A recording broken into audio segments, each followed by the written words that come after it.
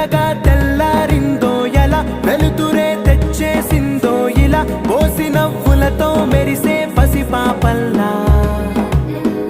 చేదతో బావులలో గలగల చెరువులో బాతుల ఈతల కళ